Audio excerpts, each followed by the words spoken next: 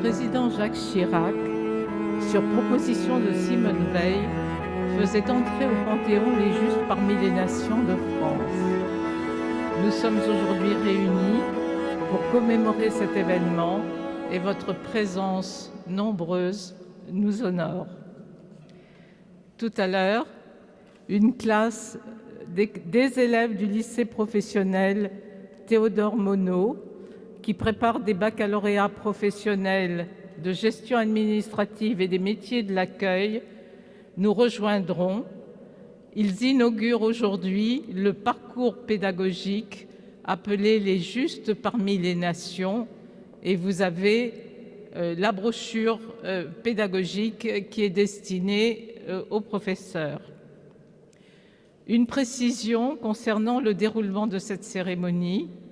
En raison des règles sanitaires, nous ne descendrons pas dans la crypte pour nous recueillir devant la plaque dédiée aux justes parmi les nations.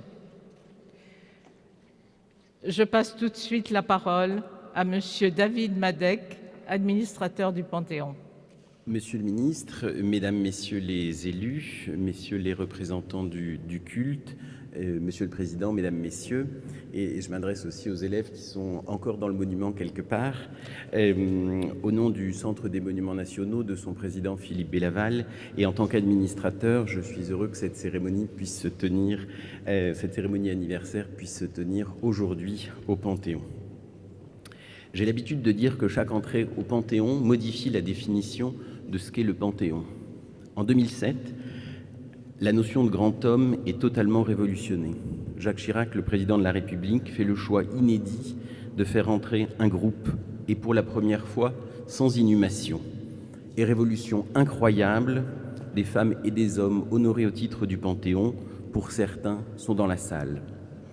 Se souvenir de la cérémonie de 2007, c'est aussi naturellement se souvenir du discours de Simone Veil, qui, par son adresse directe aux Justes de France, introduit un supplément d'âme à ce monument.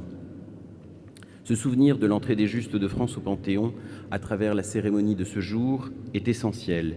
Le Comité français pour Yad Vashem et le Panthéon le font chaque jour, inlassablement par petites touches, à travers une médiation constante auprès de tous les publics, de tous les citoyens.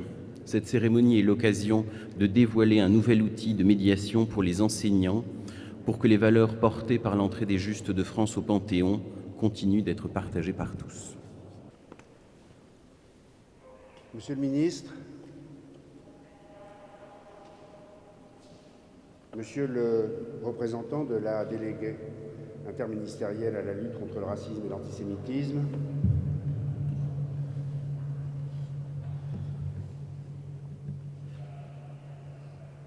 Madame le maire du 5e arrondissement, qui héberge ce magnifique bâtiment, Monsieur l'administrateur du Panthéon qui nous accueille et que je remercie, Mesdames et Messieurs les élus, Monsieur le Président de la Fondation pour la mémoire de la Shoah, cher Claude, cher Frédéric, Mesdames et Messieurs, chers amis et chers élèves du lycée professionnel Théodore Monod que nous accueillerons tout à l'heure.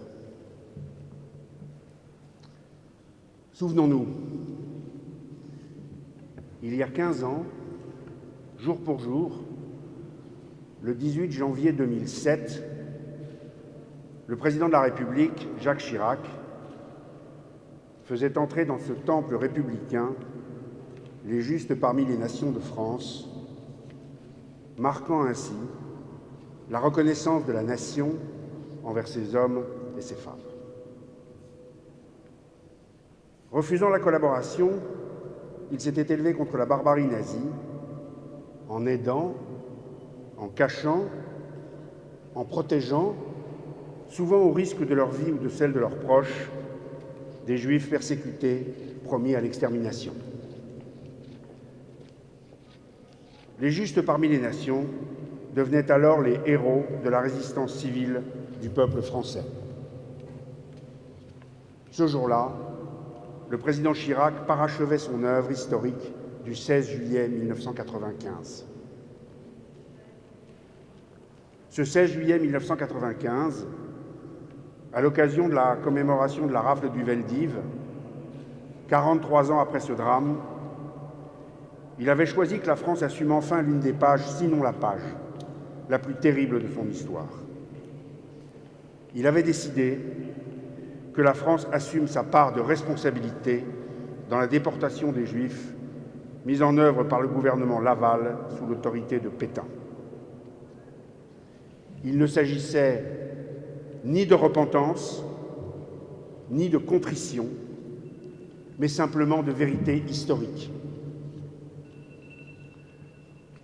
Avec le recul du temps, après une mémoire combattante puis une mémoire honteuse, le temps était venu d'une mémoire apaisée, indispensable au pays pour regarder son avenir en face.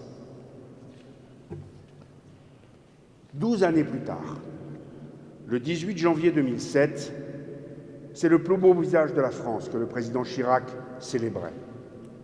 Le visage de la fraternité, le visage de ceux qui, dans ces moments d'abandon, avaient, par leur courage, représenté une étincelle d'espoir pour les réprouvés et incarné l'honneur de notre pays.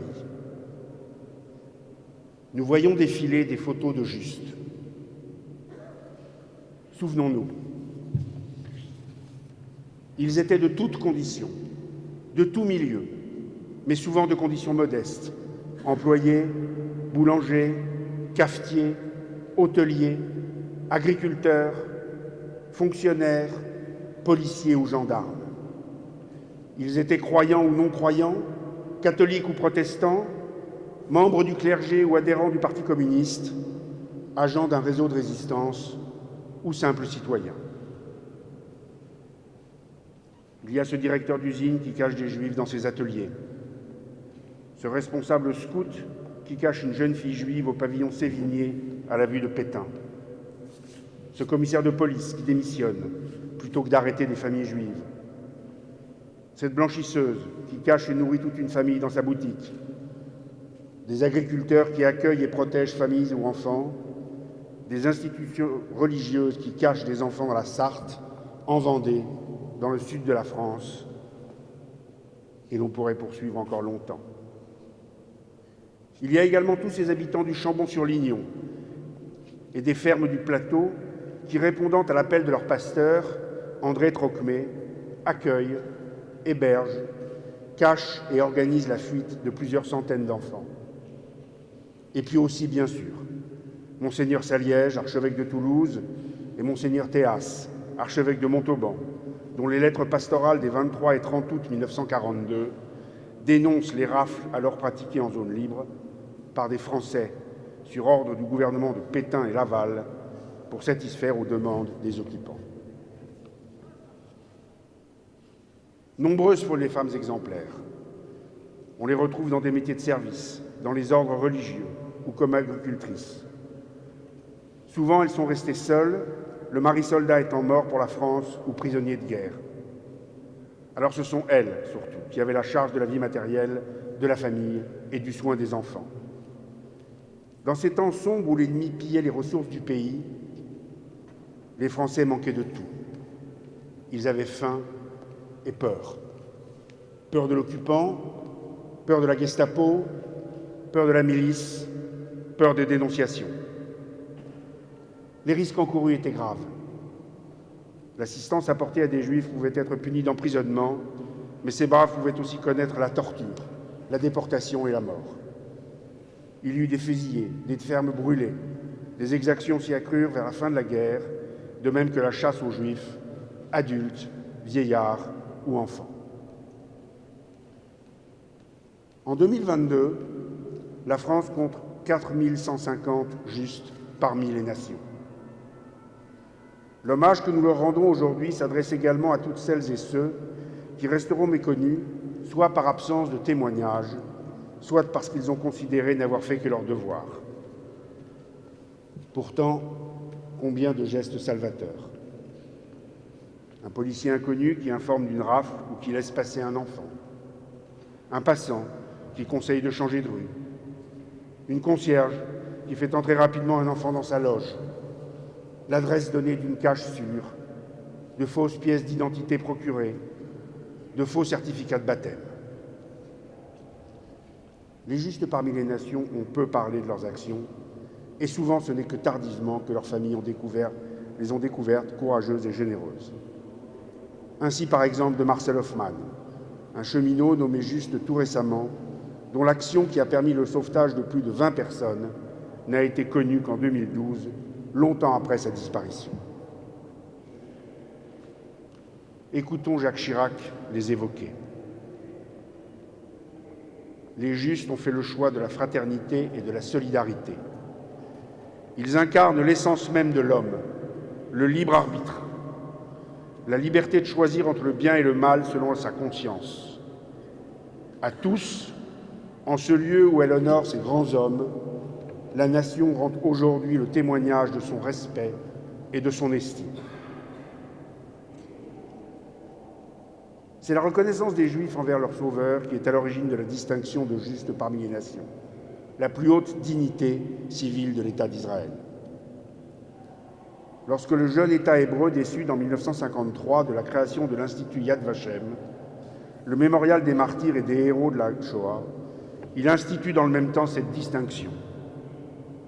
Le 12 mai 1953, le professeur Dinour, ministre de l'Éducation nationale et de la Culture, porteur de la loi du souvenir du martyr et de l'héroïsme, déclarait à la Knesset : « À nous de mettre en relief les coins de lumière dans les ténèbres, de recueillir tous les témoignages sur ces gens qui n'ont pas craint de porter secours au mépris du danger, aux reclus, aux fuyards, aux combattants, dans ces milieux restreints qui ont su garder en leur cœur l'étincelle divine au cours de cette sombre période, qui ont sauvé, offert refuge, protection et assistance aux hommes, femmes et aux enfants.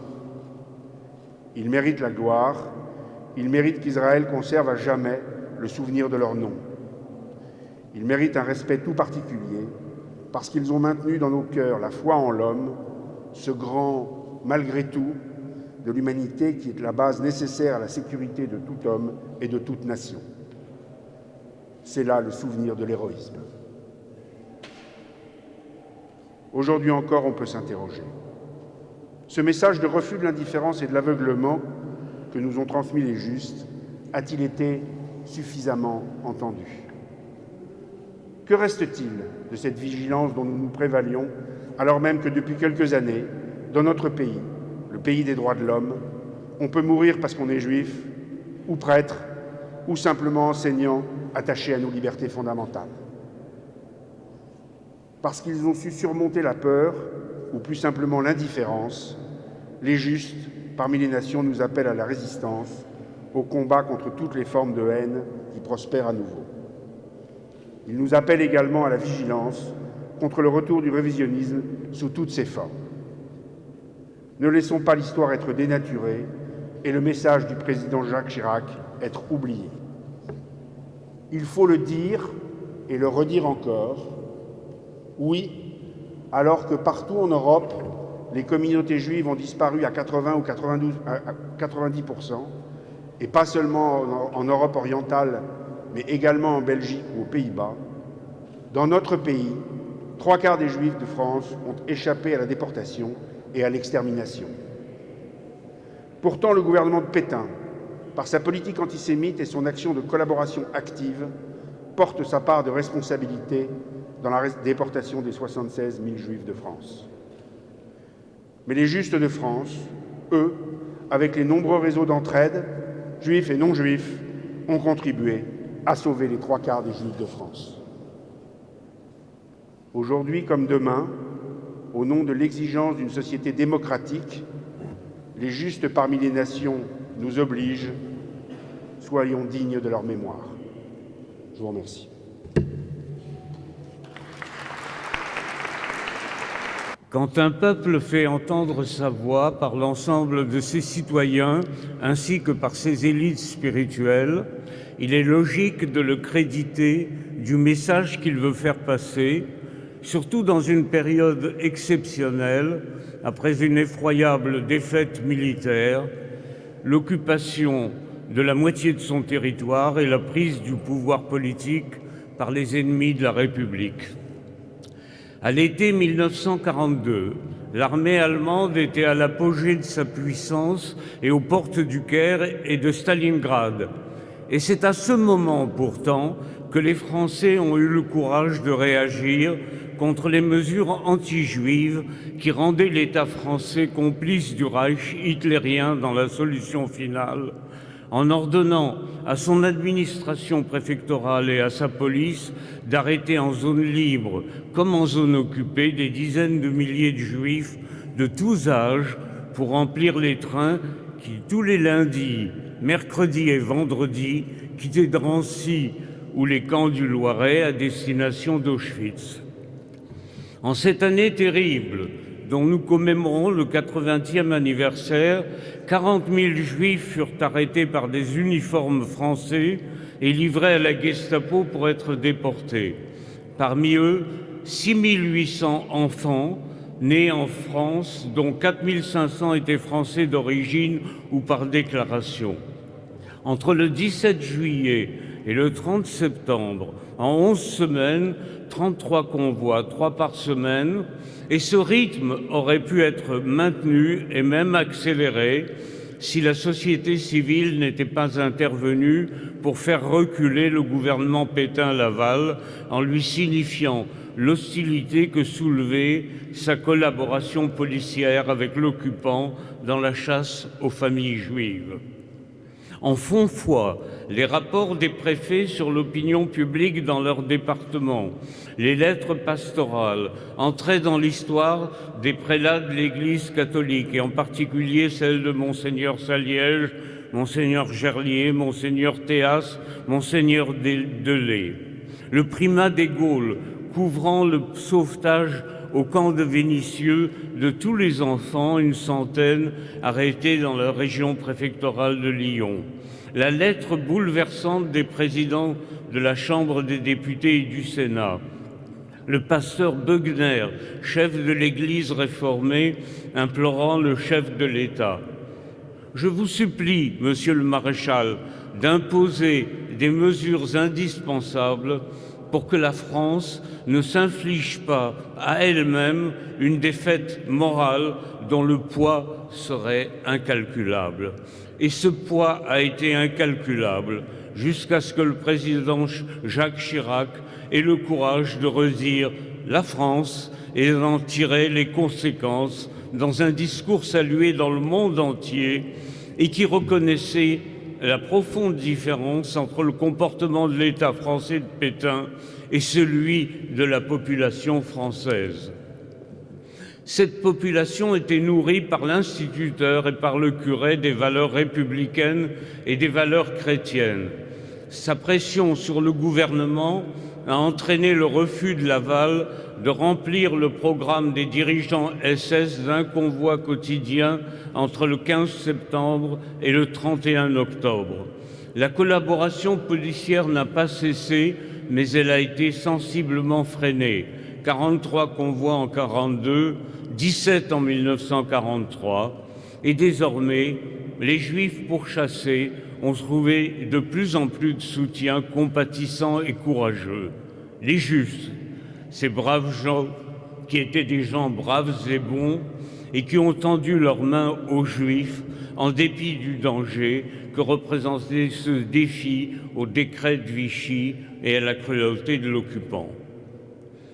L'histoire retiendra finalement qu'en France, l'environnement humain a été le facteur déterminant dans la survie de 3/4 des Juifs et que ce soutien aux Juifs si exceptionnel en 1942 dans une Europe occupée par l'Allemagne hitlérienne s'est exprimé avec une efficacité remarquable au moment même des plus grandes victoires allemandes.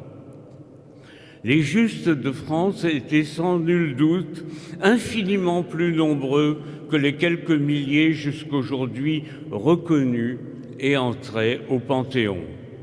Le peuple français a-t-il été un peuple de justes? On peut se poser la question à juste titre. J'y réponds personnellement et en tant qu'historien par l'affirmative.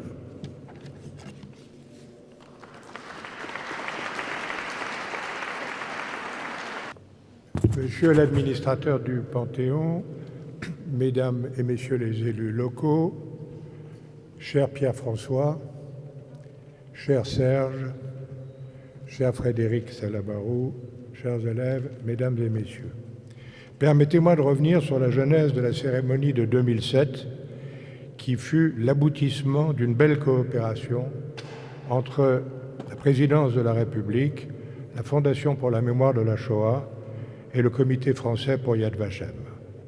Car c'est de l'intérieur de la Fondation pour la mémoire de la Shoah qui est parti cet élan collectif.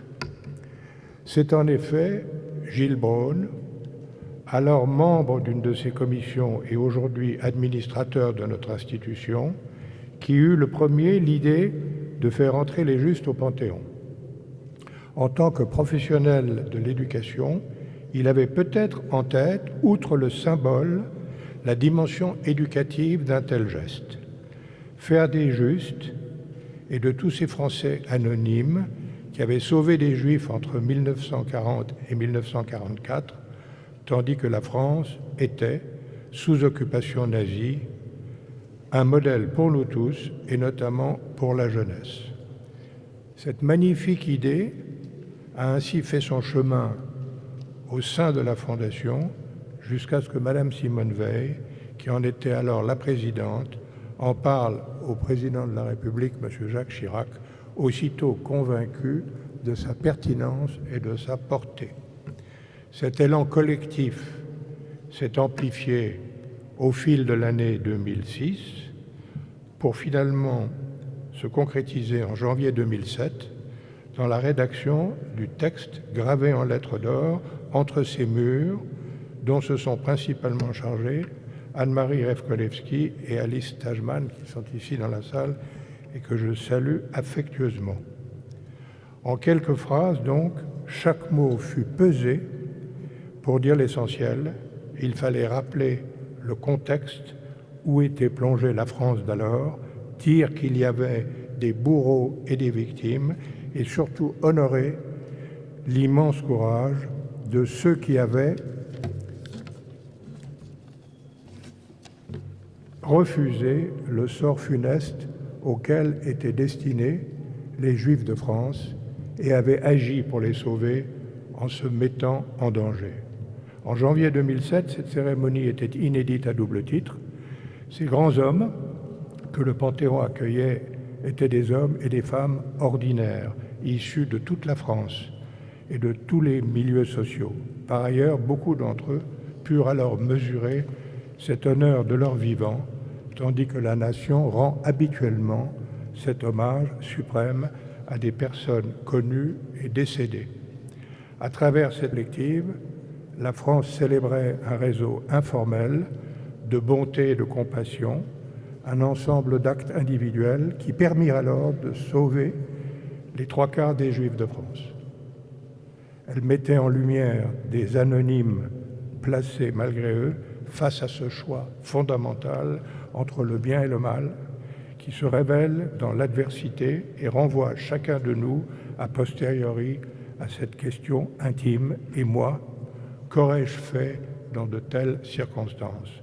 À la question du pourquoi, tous les Justes ont répondu n'avoir fait que leur devoir et obéi qu'à leur conscience. 15 ans après cette cérémonie solennelle, cette inscription de l'action des Justes dans notre mémoire collective nationale résonne tout particulièrement. Nous entrons en effet dans une année importante de commémoration, 80 ans après 1942, qui fut la pire année pour la déportation des Juifs de France. Mais 1942 marque aussi le début d'une prise de conscience par l'ensemble des Français, et notamment des églises, du sort tragique qui menaçait leurs concitoyens juifs et qui se traduisit alors par des actions mises en œuvre pour tenter de les extraire des griffes de l'occupant allemand secondé par le régime de Vichy. À l'initiative de notre grand ami Serge Klarsfeld, la Fondation pour la mémoire de la Shoah va donc s'engager pleinement dans la commémoration de cette année tragique. Nous soutiendrons les actions mémorielles organisées partout en France, et notamment à Paris pour la rafle du Veldiv. Et nous mettrons aussi en avant les travaux des historiens spécialistes de cette période, les seuls légitimes pour écrire cette page de notre histoire, dont la dimension sombre et tragique comporte cependant cette modeste part de lumière que constitue l'action des justes. Je vous remercie. Mesdames et messieurs, il y a 15 ans en ces lieux, Jacques Chirac a voulu parachever le travail de mémoire qui comptait tant pour lui en faisant entrer les Juifs, les justes de France au Panthéon. Pour lui, et Claude et moi pouvons en témoigner, le discours du Veldiv qui ouvrit son premier mandat et celui des justes qui fermait le second étaient indissociables. Le Veldiv n'était pas un discours de repentance, mais de vérité et d'honneur. La France, ce 16 juillet 1942, accomplissait l'irréparable en livrant ses protégés à leurs bourreaux. Le discours des justes procède de la même exigence de vérité et d'honneur. Non, l'âme du peuple français n'était pas une âme de collaborateur. Vous l'avez dit, Monsieur Klarsfeld, en des mots magnifiques, l'âme du peuple français était une âme de juste. En écho aux combattants de la France libre et de la résistance, partout en France, de toutes les religions, de toutes les classes sociales, des Français, des justes, au péril de leur vie, ont agi dans la fidélité aux valeurs de la République. Ils ont sauvé par dizaines de milliers des enfants, des femmes, des hommes, et en les considérant comme des frères, pour reprendre le mot magnifique de Monseigneur Saliège, l'archevêque de Toulouse. Là réside la force de la parole présidentielle, dire le vrai pour panser les blessures et apaiser la colère, mais plus encore, expliquer pour rassembler. Les derniers mots du discours de Jacques Chirac étaient un appel à l'unité. Il faut prendre, disait-il, notre histoire comme un bloc. Elle est notre héritage, elle est notre identité. Oui, nous pouvons être fiers de notre histoire, oui, nous pouvons être fiers d'être Français. La défense de la vérité de notre histoire est un combat permanent. L'histoire peut à tout moment être instrumentalisée au service du pire. On ne doit pas laisser dire, on ne doit rien laisser passer. Si beaucoup de Juifs de France ont échappé à la mort, si beaucoup de Juifs de France n'ont pas rejoint les 76 000 Juifs français et étrangers déportés, c'est grâce à l'engagement de ces Français anonymes, de ces justes qui ont agi dans l'honneur. Ce n'est en aucun cas du fait de Vichy qui aura poussé le déshonneur jusqu'au crime. S'il était encore là, comme Simone Veil, qui toute proche nous entend peut-être, le regard de Jacques Chirac aurait viré de la bienveillance à la couleur de la tempête. Il aurait tonné contre l'indignité. Enfant, il le rappelait souvent, il avait vécu l'humiliation de voir monter du Rayol où ses parents étaient réfugiés les colonnes de fumée du sabordage de la France française à Toulon. Il connaissait le visage noir et veule de Vichy. Jacques Chirac aurait été heureux, monsieur le grand rabbin, de vous entendre répondre à l'insoutenable réécriture de l'histoire. Répondre en tant qu'autorité religieuse, bien sûr, mais aussi et surtout en français et en patriote. Car l'histoire d'amour des Juifs français pour leur pays est consubstantiellement républicaine. Elle puise ses racines dans l'acte magnifique de notre pays qui, le premier, aura reconnu les Juifs comme des égaux et des citoyens. Au-delà de l'histoire de la Seconde Guerre mondiale, les Justes ont une place particulière dans notre mémoire, car ils ont témoigné de ce qu'il y a d'intangible dans nos valeurs, en se levant pour défendre ceux qui ne pouvaient plus se défendre et incarner alors l'humanité dans toute sa vulnérabilité. Je voudrais finir mon propos en remerciant Serge et Beate Klarsfeld, qui ont consacré leur vie à la justice. Par leur combat pour la vérité, leur humanité, leur sincérité agissante, ils incarnent au plus haut cet honneur rayonnant d'être français. Car ici, en ce lieu de reconnaissance de la patrie aux grandes femmes et aux grands hommes, tout nous parle de la France et tout nous parle de son honneur. Je vous remercie. Des élèves du lycée professionnel Théodore Monod de Noisy-le-Sec vont nous donner lecture de lettres d'enfants cachées, puis d'un extrait du livre témoignage de Berthe Badei. Elle a 9 ans et demi quand elle arrive dans la famille qui va la protéger. Elle est aujourd'hui une figure de Yad Vashem. À 90 ans, elle continue d'enseigner. Je voudrais aussi remercier les professeurs Florent Bossu et Samia et Sabah d'avoir, de façon aussi rapide, engagé leurs élèves dans cette cérémonie.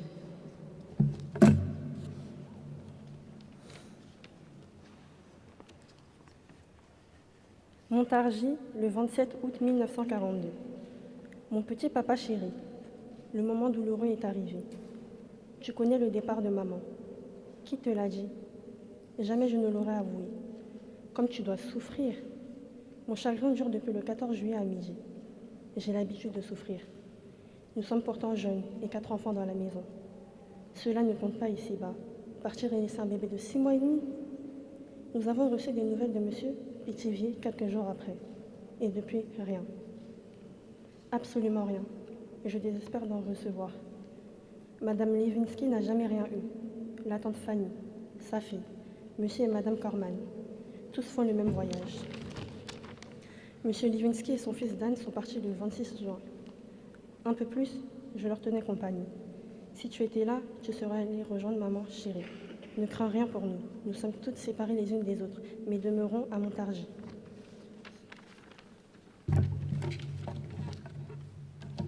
Quant à notre maman chérie, il n'y a absolument rien à dire. Cela se passe ainsi partout. Je crois qu'elle ne se retrouve plus en France. Quelle année! Tous nos amis sont en voyage. Personne n'a jamais reçu de nouvelles. Ne te désole pas tant, petit papa. Cela ne durera pas. Aie du courage et de la patience.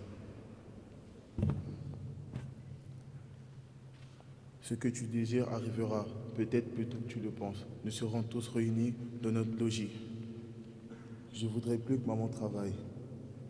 J'essaierai de tout faire. Quel doux rêve que celui-ci de se retrouver en famille. Au revoir, je t'embrasse de tout mon cœur, toi qui es pour moi mon plus grand soutien.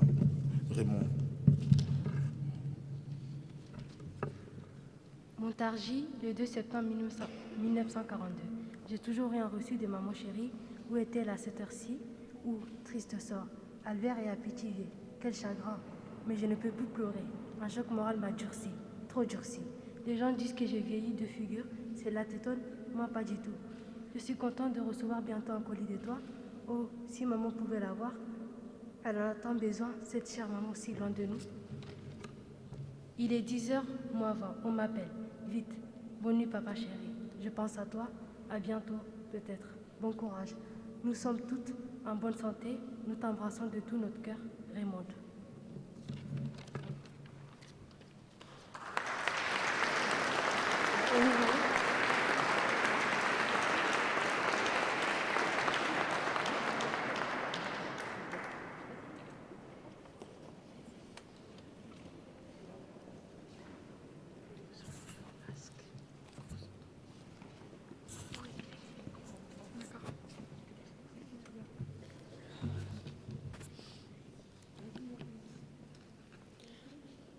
Madame Assouna était une femme à l'intelligence innée, droite dans ses idées et ses conceptions. Durant toutes ces années, Madame Assouna m'a toujours donné ce dont j'avais besoin. Je n'ai jamais manqué de quoi que ce soit. Dans mon cœur et dans ma mémoire, elle occupe une place tout à fait unique. Elle était là, mais elle n'avait jamais cherché à remplacer ma mère ou ma grand-mère. Et je ne la considère pas comme un parent de substitution, une tante ou une marraine. Elle est la rencontre la plus importante de ma vie. De la même façon que l'on dit un honnête homme, elle était une honnête femme. Elle n'était pas bavarde, mais elle avait un visage très expressif qui dégageait une impression de chaleur humaine simple et réconfortante. La tendresse qu'elle avait pour moi me rappelait l'amour de ma grand-mère. Si je lui dois beaucoup, et notamment une deuxième famille, Je lui serai éternellement redevable d'avoir un jour sauvé ma vie et celle de ma mère. En mai 1944, ma mère décida de venir me voir. Il était presque impossible et terriblement dangereux de circuler en train. Les Allemands patrouillaient sans cesse et vérifiaient les identités des passagers. Son fort accent juif polonais l'aurait trahi à coup sûr. Heureusement, elle arriva à Montciel sans encombre, puis arriva chez nous et resta quelques jours chez Madame Massona. Ce jour de mai, ma mère était assise à la cuisine avec Madame Massona. C'était un jour comme les autres et rien ne laissait présager que j'allais vivre l'un des moments les plus effrayants de toute ma vie. Tout à coup, j'entendis une voiture qui entrait dans la cour. À ce bruit de moteur, je pressentis immédiatement le danger. Les seules automobiles qui circulaient à l'époque étaient conduites soit par la police française, soumise à l'occupant, soit par les Allemands. Nous dûmes apercevoir en même temps les soldats qui sortaient de la voiture, la Gestapo. Je pensais aux familles juives d'Aix-les-Bains et à ceux qui les avaient cachées, qui toutes avaient été raflées. Figée, paralysée par la peur, je me trouvais incapable de bouger. Je pensais à ma mère dans la cuisine en train d'écosser ses petits pois, à la merci de la Gestapo. Par la fenêtre, je vis Madame Massona sortir de la maison. Elle se précipita au-devant des Allemands pour les empêcher d'accéder à la maison. Elle savait que s'ils nous trouvaient, ma mère et moi, c'en serait fini de nous. Je n'entendais pas ce qu'elle disait, mais je voyais que son air se voulait le plus tranquille alors qu'elle répondait aux questions des soldats. Après cela, ceux-ci remontèrent dans leur voiture et repartirent aussi vite qu'ils étaient venus. Les Allemands n'étaient pas venus pour nous et n'avaient en fait aucune idée de notre présence dans la maison. Ils recherchaient un garçon nommé Maillan, qui ne s'était pas présenté au STO. Sans se démonter devant les uniformes, elle leur avait expliqué qu'il y avait une erreur. Cependant, elle avait dû répondre à leurs questions et à leurs menaces et avait bien été obligée de leur dire où habitaient les Maillans, ce qu'ils cherchaient. Alors, sans prendre le temps de souffler, je ravalais ma peur, car Madame Massona me chargeait d'une mission essentielle, courir chez la famille Maillan. Mon cœur battait à tout rompre. J'arrivais chez les Maillan, les cheveux collés au front et le mollet sanguinolent.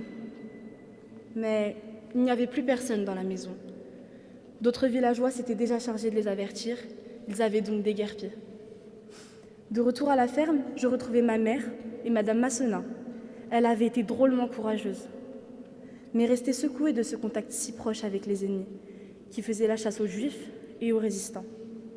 Comme chaque fois que l'on réussissait quelque chose contre eux, elle le vécut comme une victoire. Madame Massona avait sauvé ma mère. Elle avait pris des risques insensés pour elle et pour ses enfants. Il s'agissait bien d'un acte de résistance. Elle était décédée en 1974. Madame Massona repose au Montciel. Merci.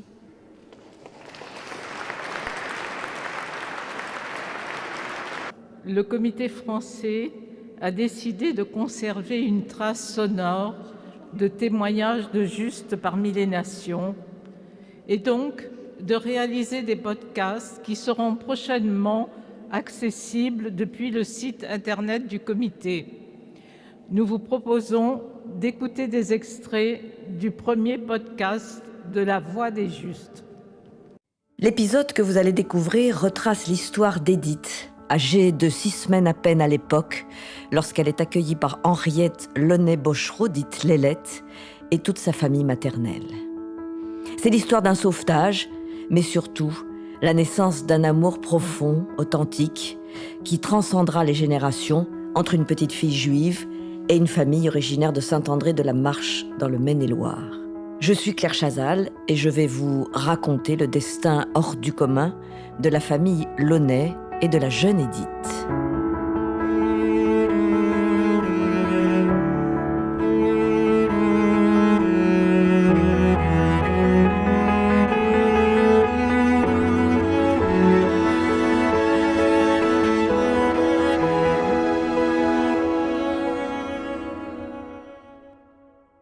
Au moment de la déclaration de la guerre, en août 1939, alors c'est là qu'il y a des familles qui ont été évacuées parce que je ne sais pas, ils devaient craindre pour eux à Paris. Ils sont arrivés par un car et tout ça, et puis alors il fallait quand même s'occuper d'eux. Puis alors moi, comme j'allais chez le boucher lui aider, il y avait la soupe populaire le soir, il m'a dit « Bon écoute, viens m'aider à la soupe populaire ». Alors j'y suis allée, Et c'est là que j'ai vu Mireille, qui avait ce petit bébé qui avait 6 semaines. J'ai dit, il n'y a pas de problème, je l'emmène. J'étais pas du tout rassurée. Mais alors, il y avait plein d'Allemands qui étaient à se promener par là. Je me disais, là, si on nous prend, et puis ma foi, non. Edith grandit entourée d'amour et de bienveillance. Oh là là, on l'a bien aimée, cette Edith, hein. Sûr, hein. On avait dit, tiens, on va lui faire un petit sac pour son anniversaire. Puis elle venait voir ce qu'on faisait et tout ça. Puis alors, tu sais, qu'est-ce qu'il est beau le sac et tout ça. Bon, j'ai dit oui, tu vois.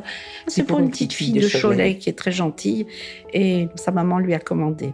Et le jour anniversaire de mes 4 ans, on m'a offert le petit sac rouge. En fait, le petit sac rouge, il était pour moi. Et ce n'est que bien plus tard qu'elle apprendra ce qu'ont vécu ses parents restés à Paris. Des rafles des Allemands jusqu'à la déportation et la mort de son père à Auschwitz.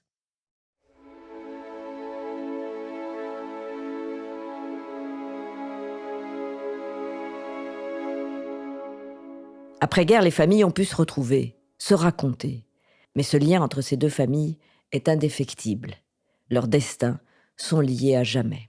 En 1956, Lélette donne naissance à une fille, Françoise, qui grandit avec une grande sœur. Mais elle ne saura que bien plus tard les circonstances qui ont amené Edith jusqu'à sa famille. Maman a été très discrète sur tout ce qui a pu se passer. J'ai vraiment appris ce qu'elle avait fait vers l'âge de 30 ans. Enfin, ça m'a toujours épaté que maman soit aussi pudique, qu'elle dise pas plus, quoi. Henriette Bochereau, Lélette, a reçu la médaille des Justes en 2002. Et maman voulait pas au départ. Elle disait que elle n'avait pas fait ça pour avoir quelque chose. Elle voulait pas de remerciements, ça lui paraissait tout à fait naturel. Et si c'était à refaire, elle le referait encore. Et quelque part, elle était, je pense, très fière de ce qu'elle avait fait. C'est peut-être ainsi que Lélette prit conscience du fait que son geste n'était finalement pas si commun qu'elle ne le pensait, et que son histoire méritait d'être partagée. J'en ai des frissons parce que je trouve ça magique et j'espère qu'il y a beaucoup de personnes qui auraient encore ce geste. Il ne faut pas que la jeunesse oublie ce qui a pu se passer. Je pense que c'est important. On est à un tournant où c'est important. Parce que je pense que si tout le monde donne un peu de ce que ma mère et ma grand-mère ont fait, on peut s'en sortir. Le message, c'est de leur faire comprendre qu'il y a des gens qui sont encore des héros à leur façon. Grâce à elle, je pense que j'ai pu réussir ma vie après. Henriette Launay-Bochereau, dite Lélette, nous a quittés en septembre 2019 à l'âge de 101 ans. Elle incarne vraiment les valeurs de solidarité, de générosité et d'humanité. Quiconque sauve une vie, sauve l'univers tout entier. Il faut souhaiter que jamais que ça se refasse, cette chose-là, jamais, jamais. Si c'était à refaire, j'irais la chercher pareil. La même chose, j'irais la chercher. Mais enfin, franchement, hein, je trouve que c'est lamentable qu'il existe des choses comme ça. Puis qu'on soit de n'importe quelle race, de n'importe quelle religion et tout ça, on est tous des humains. Pourquoi s'acharner comme ça? Vous trouvez ça normal?